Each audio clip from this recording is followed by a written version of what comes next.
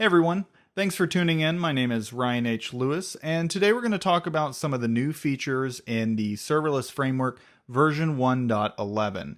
It dropped last week on Wednesday, that was April 12th, 2017, if you're watching this later.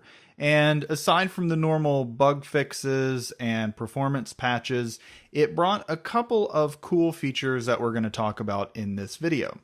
The first feature is specific for AWS users of serverless, and that's the ability to trigger events from CloudWatch logs.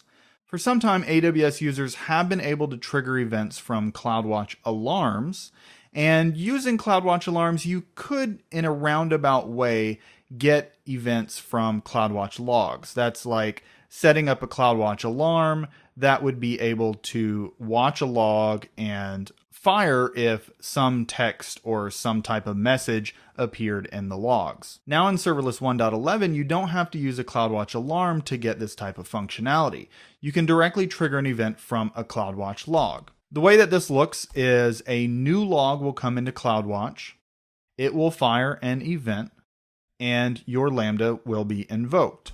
In the serverless YAML, you'll add a new CloudWatch log event, and the string will be the name of the log group. You can also add some filtering, which does basic text matching, as well as some JSON object inspection if you're logging JSON. This filtering ability is really nice because your Lambda is not going to have to be invoked for every log that enters your log group. There could end up being a lot of logs because you may just be logging different events like things that happen or maybe some errors that are thrown. With filters, you can specify exactly which logs you want to invoke your Lambda, saving you quite a bit of money. The next new feature is the ability to specify individual packaging at the function level. Previously in serverless, you've been able to say that you want to individually package all of your functions at a service level. You weren't able to go in and say, I want this function packaged individually, but these other functions to be packaged at the service level. Now you can go into your functions and say that you want to individually package them by adding this package property with the individually property set to true.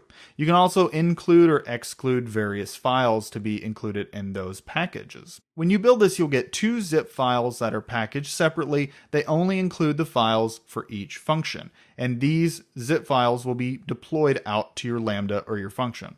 This is a really nice thing to have because for AWS Lambda at least, there's a limit on the size of the deployment package, and it's set to 50 megabytes, which is not that big. This means it's really important to keep your deployment packages lean and not including any files that aren't being used. Packaging each function individually, or some functions not individually, is a great option to have. And the last new feature is the ability to view function descriptions in your versions. The description property is an optional field for each function, and you can put plain text there to better describe what the function can do or something special about it. Previously, those are added at the function level, and you can view them in something like AWS. But now, serverless is adding those same descriptions to the versions, which means that you can change those descriptions over time when you push new versions, and then you can see a little bit more information other than just a very nondescript number or whatever you're using for versioning. This new feature improves the deployment process for serverless and makes it even easier to use.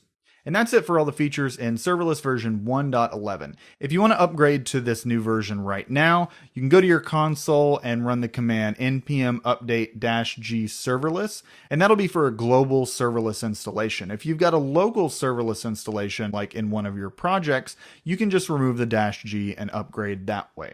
And to get more information on serverless, you can hit serverless.com on the web for tutorials and news and all sorts of things like that.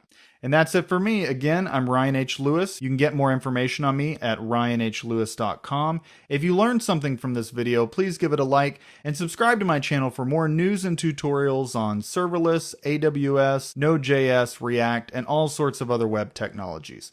Thanks for watching.